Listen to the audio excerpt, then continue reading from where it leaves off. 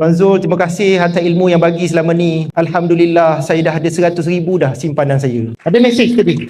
Ditanya saya, Tuan Zul, tapi saya rasa kawan saya cakap, janganlah sibuk menabung, nanti hidup tak happy. Pergilah berjalan, nanti tak ada tabungan, tiba-tiba mati, tak sempat rasa. Sakit, tak sempat rasa. Saya cakap, Puan, jangan bimbang. Saya suggest macam ni. Puan, bila dapat kejayaan kecil, raikan kejayaan tu.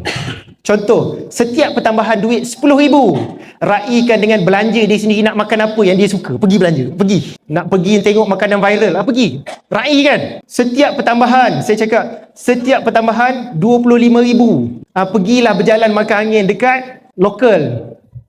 Lokal dulu. Dapat setiap pertambahan 100,000, pergi berjalan luar negara, Asia Tenggara dulu, Asia. Setiap pertambahan 250,000, saya kata pergi Europe. Oh, terima kasih cadangan Tuan Zul.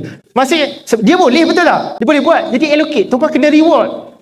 Tuan-puan, menabung, membina kekayaan ni tak suffer tuan-puan. Tuan-puan kena manage lah betul-betul. Barulah rasa motivasi, aku kena simpan. Sebahagian, reward dia sendiri. Janganlah simpan 10,000, reward loan 100,000. Ramai orang macam tu.